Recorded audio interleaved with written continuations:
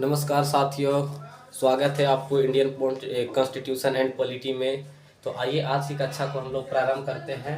हमने बहुत ही सारगर्भिक और बहुत ही सटीक तरीकों से जानने का प्रयास किया फंडामेंटल राइट्स के मूलभूत अवधारणाएं के बारे में, और फिर हमने देखा कि प्रस्तावना किस प्रकार से संशोधनीय है और मौलिक अधिकार किस प्रकार से संशोधनीय है। क्योंकि यह बदलती ज़माने में यदि आप प्रस्तावना को संशोधनीय नहीं बनाते हैं तो वो प्रगतिशील उसका रुक जाएगा। तो इसलिए न्यायालय का निर्णय आया कि हमें कॉन्स्टिट्यूशन में फंडामेंटल राइट्स और प्रस्तावना दोनों को संशोधनीय माना जाना चाहिए, और अभी केशवानंद भारती केस 1973 के तहत यही नियम लागू है। तो आइए आज की कक्षा को प्रारंभ करते हैं। आज जो हम लोग जानेंगे वो जानेंगे बहुमत यानी मेजोरिटी। बहुमत क्या होता है? तो बहुमत को जानने से पहले हम उसको क्लासिफिकेशन करते हैं और उसके अकॉर्डिंग ये चीज़ों को जानने का प्रयास करते हैं। बहुमत अब 3 प्रकार के होते हैं। बहुमत कितने प्रकार के होते हैं? यानी मेजोरिटी, ठीक। टाइप्स ऑफ मेजोरिटी कितने प्रकार के? 3 प्रकार के। साधारण बहुमत, प्रभावी बहुमत और विशेष बहुमत।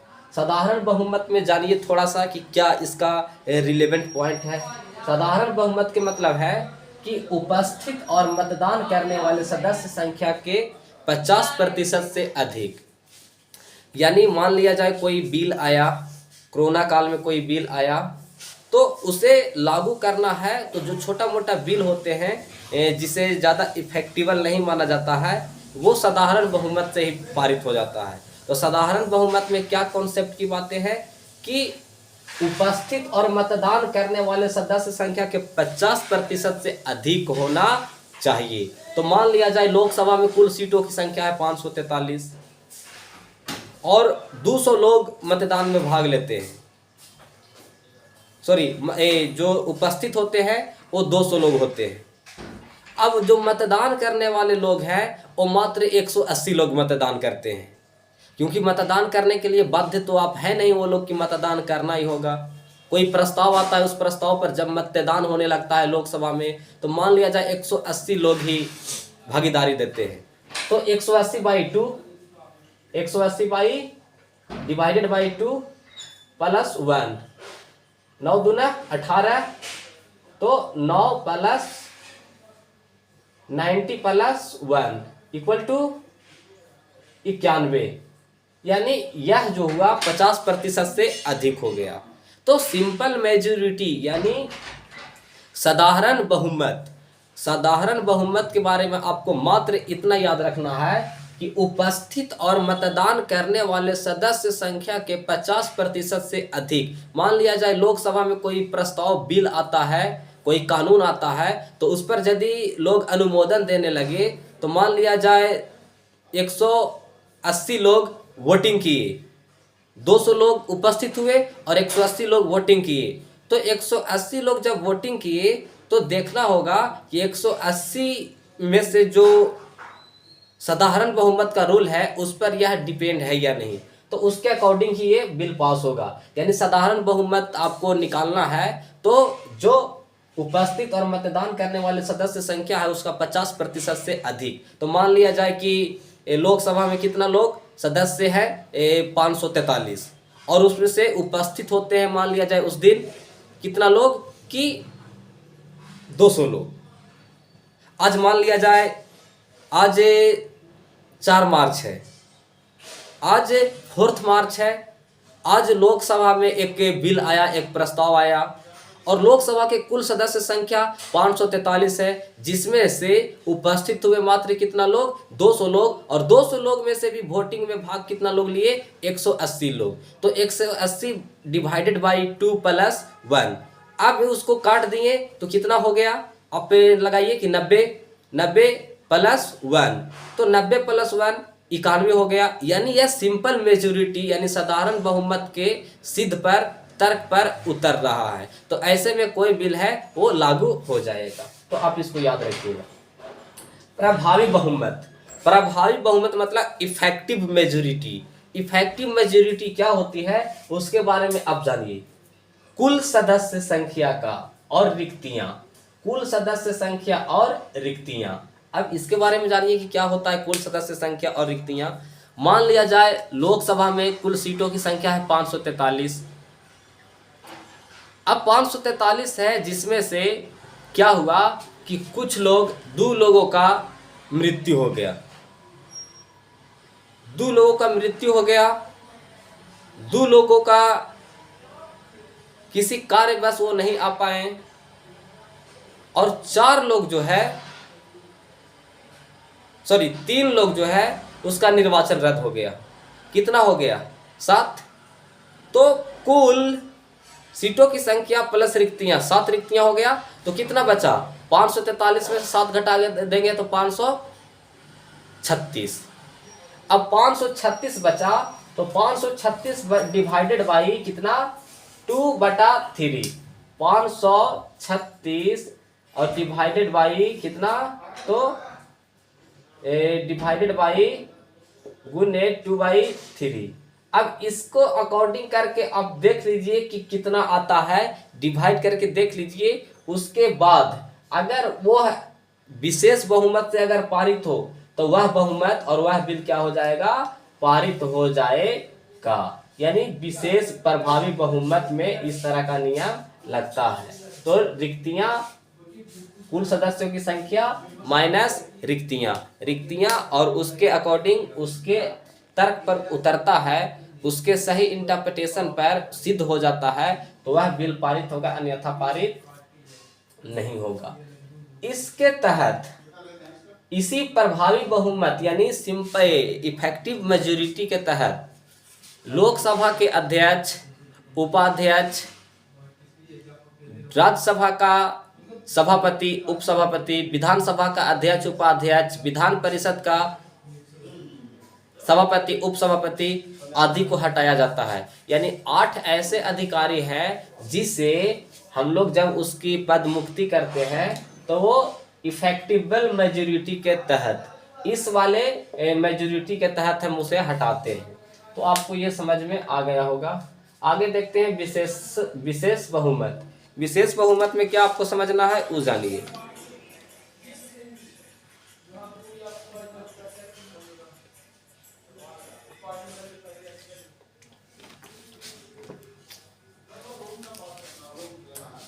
क्या देखना है? विशेष बहुमत। कुल सदस्य संख्या का कितना?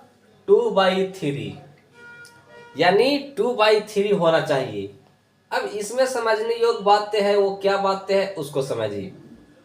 कि मान लिया जाए आज 4 मार्च है और कुल सदस्य की संख्या मान लीजिए मतदान करने वाले 450 आते हैं। तो 450 में से जो उपस्थित हुए वो 450 हुए, लेकिन जो मतदान करने वाले लोग थे वो 180 ही भाग लिए।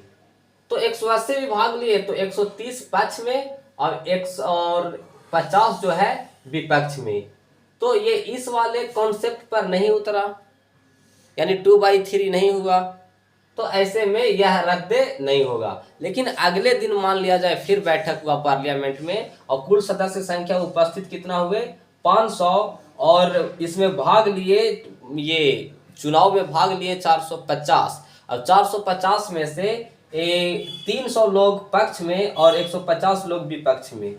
तो आप देखिए कि 450 का डिवाइडेड बाई 2/3। तो ऐसे में आप इसको कर सकते हैं कि 15 45 और फिर 0 150 और ऊपर 2, यानी 1.5 में गुना 2 से तो 300। तो 300 आ गया तो वो बहुमत से ज़्यादा हो गया, तो ऐसे में बिल पास हो जाएगा। तो विशेष बहुमत और विशेष बहुमत के माध्यम से ही बहुत सारे अधिकारियों को हटाया जाता है, उसके बारे में आगे चर्चा करेंगे।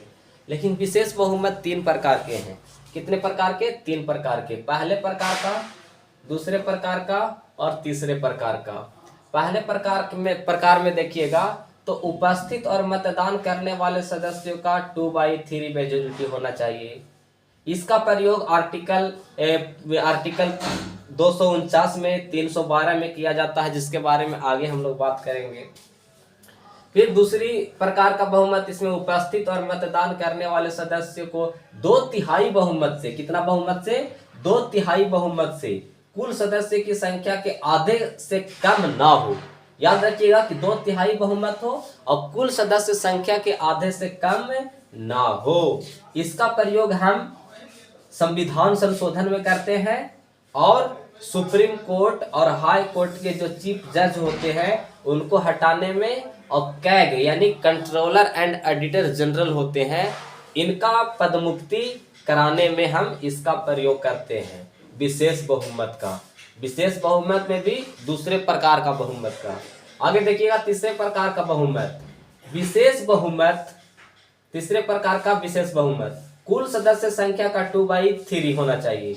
इसका प्रयोग हम करते हैं राष्ट्रपति के हटाने में, पदमुक्त करने में और आर्टिकल 61 में।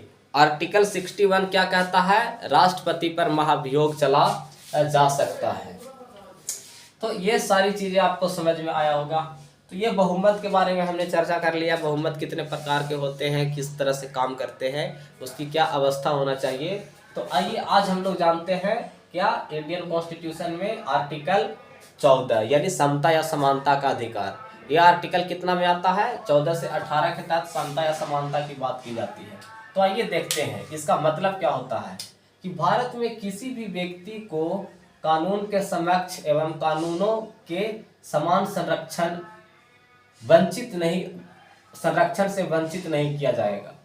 यानी आर्टिकल 14 कहता है कि समानता का अधिकार भारत में किसी भी व्यक्ति को कानून के समक्ष समानता एवं कानूनों के समान संरक्षण से वंचित नहीं करेगा। यानी जो भी राज्य द्वारा कानून बनाए जाएंगे वह कानून सभी लोगों पर लागू होगा और अगर पॉजिटिव कानून है तो वो वंचित लोगों उससे लोगों को वंचित नहीं किया जाएगा। तो आप इसको याद रखिएगा। लेकिन देखते हैं कानून के समक्ष समानता का मतलब क्या होता है। कानूनों के समक्ष समानता यह एक नकारात्मक अवधारणाएं हैं। इसका अर्थ विशेषाधिकार का अभाव होना। विशेषाधिकार का मतलब आप समझिए कि कोई सबल व्यक्ति और कोई दुर्बल व्यक्ति दोनों के बीच राज्य सामान्य व्यवहार नहीं करेगा। मान लिया जाए मेरे पास 100 रुपया पैसा है और 100 रुपया पैसा को मैं 5 लोगों में बांटना चाहता हूँ, तो 5 लोगों को मैं जल्दी जल्दी उनसे आइडेंटिटी लूँगा कि बताओ तुम्हें क्या दिक्कत है। और एक व्यक्ति कहे कि श्रीमान मैं बहुत ही निर्धन हूँ, कोरोना काल में मुझे जॉब नहीं मिला, मनरेगा में जॉब नहीं मिला, मैं भूख से तड़प रहा हूँ, बस बेहोश होने वाला हूँ। तो हम कहेंगे कि आइए सबसे पहले आपको ज़रूरी है, तो हम राज्य हैं और राज्य व्यवस्थाओं के अकॉर्डिंग लोगों में बदलाव कर सकता है। लेकिन विशेषाधिकार क्या होता है? तो विशेषाधिकार का जो अर्थ है वो सबल के पक्ष में किया गया विभेद। आप देखते हैं कि प्राचीन काल से लेकर आज भी भारतीय समाज में कहीं ना कहीं सबल और दुर्बल के बीच में भेदभावकारी नीतियां होती है। आइए देखते हैं आगे। यह ब्रिटिश परंपरा से लिया गया है। जो कानूनों का समानता है ये कहां से लिया गया है? ब्रिटिश परंपरा से, यानी ब्रिटिश के संविधान से लिया गया है। विधि का समक्ष समानता डाइसी का देन है। डाइसी एक यूरोपियन विचारक है और विधि के समक्ष समानता यानी रूल ऑफ लॉ बताते हैं। अब फिर देखिए विभेद कैसा होता है। विभेद का मतलब डिस्क्रिमिनेशन। किस तरह से भारतीयों में हर तरह के क्षेत्रों में लोगों के साथ डिस्क्रिमिनेशन होता है, उसके बारे में जानते हैं। इसका जो स्वरूप है वो सबल के पक्ष में विशेषाधिकार, सबल के पक्ष में विभेद विशेषाधिकार, और उसका आधार क्या देता है? वर्ण और जाति।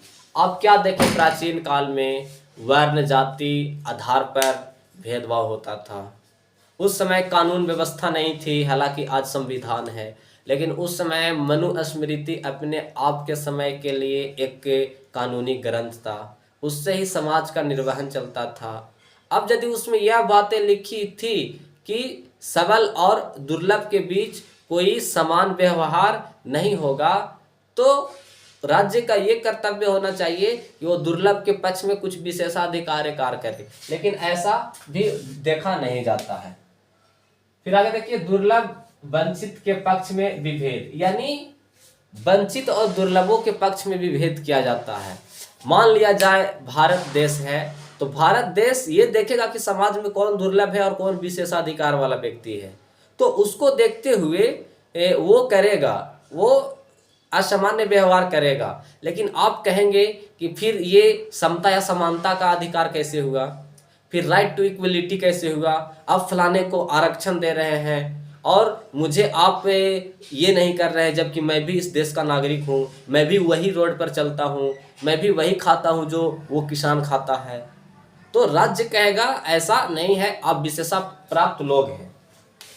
तो इसी को डाइसी ने अपने डाइसी एक फार्मूला दिया कानूनों के संदर्भ में, वह कहा रेक्स लेक्स, यानी रेक्स का मतलब होता है लैटिन भाषा में किंग माने राजा या शासक, और लेक्स का मतलब होता है लॉ यानी कानून। अतः इसका दोनों का अर्थ होता है कि शासक ही कानून है। तो पहले क्या था, पहले राज्य तंत्र था, तो जो शासक बोल दिया वही कानून हो जाता था। तो यही को डाइसी ने अपना फार्मूला दिया और कहा रेक्स लेक्स। आगे देखिएगा लेक्स रेक्स, यहाँ रेक्स लेक्स और लेक्स रेक्स। अब लेक्स मतलब क्या होता है लॉ, और रेक्स मतलब क्या होता है किंग या राजा या शासक। तो लॉ मतलब कानून ही शासक है। लोकतंत्र में क्या होता है, कानून होता है, जैसे आज भारतीय संविधान के अकॉर्डिंग है तो कानून है। तो ऑल ओवर आपको सारी बातें समझ में आई होगी। तो आपको याद क्या रखना है कि जब से अगर आपसे कोई पूछे कि पार्लियामेंट में कानून कैसे पारित होता है, तो उसमें आप क्या बताएंगे, उस चीज़ को समझिए। मैं रिपीट करता हूँ, यदि आपसे कोई इस तरह से प्रश्न पूछे कि पार्लियामेंट में कानून कैसे पारित होता है, तो उसके लिए बहुमत यानी मेजॉरिटी प्रस्ताव, सबसे पहले कोई कानून बनता है तो पार्लियामेंट में प्रस्ताव आता है, विधायिका प्रस्ताव लाती है, तो वहाँ पे निर्वाचन होता है, वहाँ पे वोटिंग होता है। तो वोटिंग होने का जो कंडीशन है वो 3 संदर्भ में देखा जा सकता है। पहला साधारण बहुमत, दूसरा प्रभावी बहुमत और तीसरा विशेष बहुमत। अब किस तरह के बिल है उस पर डिपेंड करेगा कि कौन सा बहुमत होगा। अगर नॉर्मली कोई लॉ बनाना होता है तो काम होता है सिर्फ और सिर्फ साधारण बहुमत से, और साधारण बहुमत में क्या कहा गया है कि उपस्थित और मतदान करने वाले सदस्य संख्या के मान लिया जाए 50% से अधिक। तो आपको समझ में आया होगा, इसे पुनः मैं रिपीट करता हूँ कि जब कोई प्रस्ताव आता है, जब संसद में कोई कानून आता है, तो जब संसद में कोई कानून आएगा तो बहुमत उस पर होता है। सभी लोग, जितना भी मान लिया जाए कि लोकसभा के कुल सीटों की संख्या 543 है, तो 543 में से सभी लोग उस पर वोटिंग करते हैं।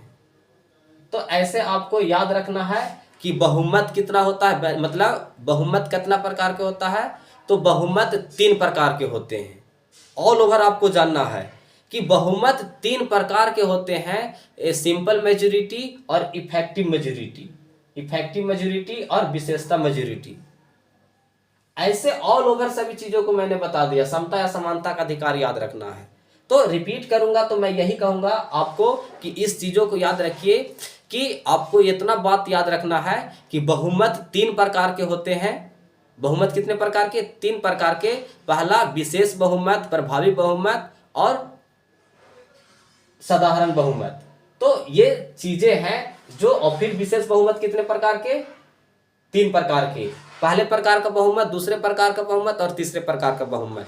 और किस तरह के बिल है उस पर डिपेंड करेगा कि कौन सा बहुमत के द्वारा जो कानून है वो प्रस्ताव पारित होगा। तो आपको याद रखना है कि बहुमत 3 प्रकार के होते हैं, साधारण बहुमत, प्रभावी बहुमत और विशेष बहुमत। और विशेष बहुमत 3 प्रकार के होते हैं, पहले प्रकार का बहुमत, दूसरे प्रकार का बहुमत, तीसरे प्रकार का बहुमत। अब कौन बहुमत लागू होगा वो डिपेंड करेगा कि बिल पारित जो हो रहा है पार्लियामेंट में वो कैसा है। और फिर जैसे साधारण बहुमत से अधिकतर कानून पास होते हैं, क्योंकि कानून तो नॉर्मल होते हैं, तो साधारण बहुमत को ही प्रयोग किया जाता है। और साधारण बहुमत में बात की गई क्या है कि उपस्थित और मतदान करने वाले सदस्य की संख्या से 50% से अधिक हो, यानी मतदान करने वाला और उपस्थित जो हुआ है उससे 50% से अधिक हो, तभी सिंपल मेजॉरिटी लागू होगा। मुलाकात होगी अगले क्लास में। Thank you all of you.